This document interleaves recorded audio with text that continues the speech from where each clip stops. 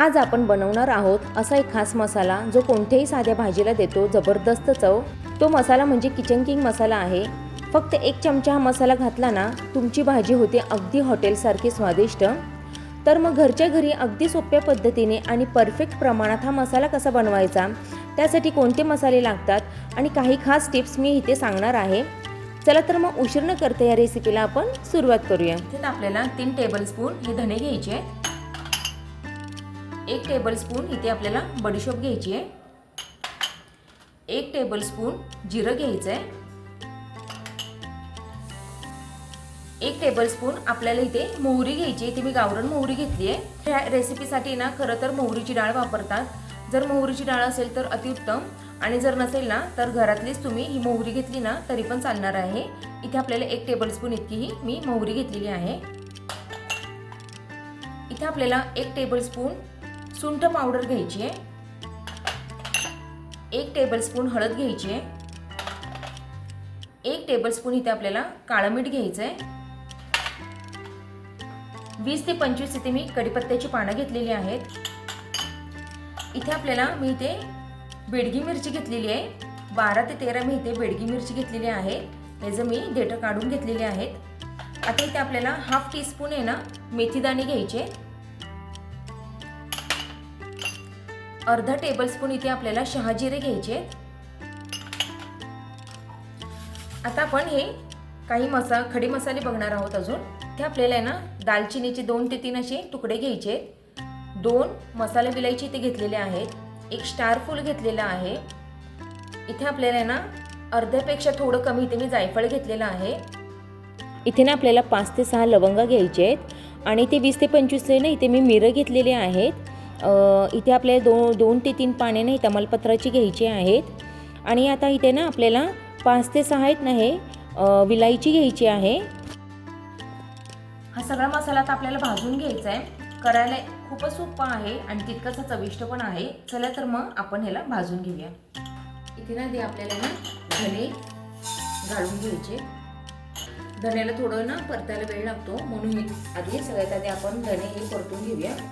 बारीक गॅसवर आपल्याला छान भाजून घ्यायचं आहे, म्हणजे छान असा हा मसाला टिकतो। 2 मिनिटं आपली झालीत। आता ह्यामध्ये आपण ना बडीशोप घालून घेऊया, जिरे घालून घेऊया। इथे आपल्याला शहाजिरी पण घालून घ्यायची आहे। आता हे छान असं आपण आहे ना परतून घेऊया 2 मिनिटं।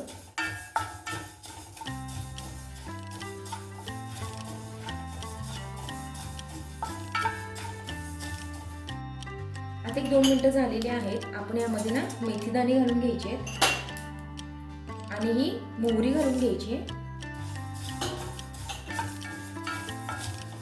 छान असा वास आहे ना दरवळतोय सगळ्या मसाल्यांचा। या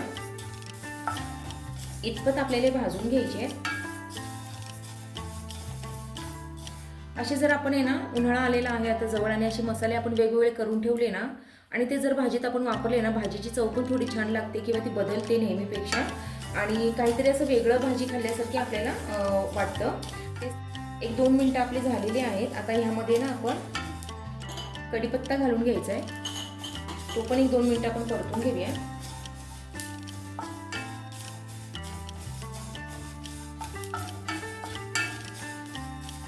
आता यामध्ये ना आपल्याला तमालपत्र आहेत ना हे तोडून घालायचे आहेत, म्हणजे छान असे ते पण भाजले जातात आणि मिक्सरमध्ये पण वाटताना पटकन असे ते बारीक होतात। असं मी तोडून घालते। दालचिनीचे पण आपण ना इथे तुकडे करून घालूया, म्हणजे छान भाजले जातील हे। छान असं आपल्याला मिक्स करून घ्यायचं आहे।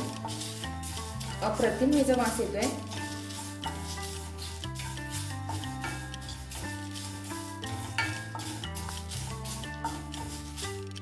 आता जे खडे मसाले आहेत ना ते आपण ह्याच्यात घालून घेऊया। इथे विलायची घेतलेली आहे ती घालून घेऊया। मिरी घालून घ्यायचेत आपल्याला, लवंग घालून घ्यायचे।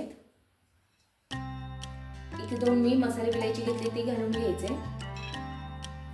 आणि स्टार फूलचे ना आपल्याला असे तुकडे करून घ्यायचे, म्हणजे ते छान असे भाजले जातात। छान असं आपण मिक्स करून घेऊया। 1-2 मिनिटं आपण ह्याला परतून घ्यायचंय।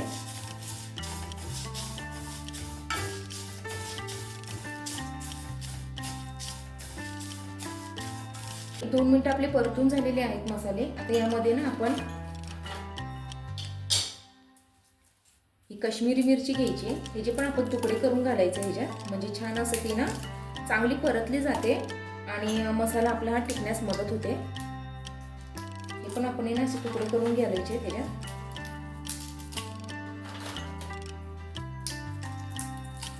कोणताही मसाला करो, आपण जर मिरच्या अशा तोडून छान अशा भाजल्या किंवा त्या वाळवल्या ना, छान अशा भाजल्या जातात. ही छान अशी एक टिप आहे. पर्यंत आपल्याला परतून घ्यायचंय. तुम्ही बघू शकता कढीपत्ता पण हा छान असा कुरकुरीत झालाय. 1-2 मिनिटं आपण याला परतून घेऊया.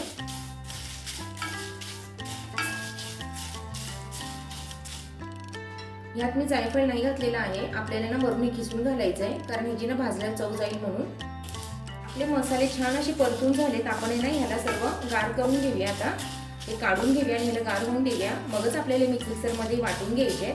गरम गरम हे अजिबात वाटायचे नाहीत. गरम वाटले ना ह्याची चव पण कमी होते आणि ह्याला पाणी सुटल्यामुळे ना मसाल्याने ना हा खराब होण्याचा लवकर शक्यता असते, म्हणून आपल्याला आधी गार करून घ्यायचे. मसाले गार करण्यासाठी ठेवून देऊया. हे गार करून घ्यायचे आधी आपल्याला, आणि गार झाले ना मग आपल्याला ना हे पावडर मसाले ह्याच्यात ना आपण शेवटी मिक्स करणार आहोत. हळद, सुंठ आणि काळं मीठ हे आपण परत ह्याच्यात मिक्स करूया. गार झाल्यावर आपल्याला वाटून घ्यायचंय.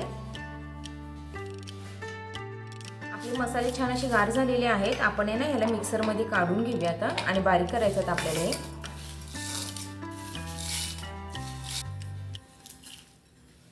ह्यातच आहे ना मी जायफळ किसून घेणार आहे. आपण याला बारीक करून घेऊया.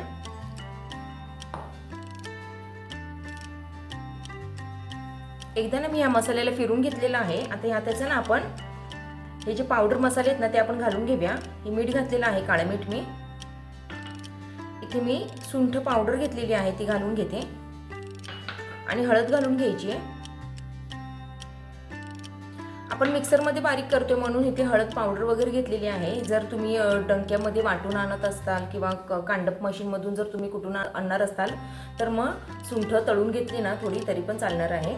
चला तर मग आपण ह्याला अजून एकदा छान असं बारीक करून घेऊया. आता असा तयार झाला आपला घरगुती स्वादिष्ट किचन किंग मसाला.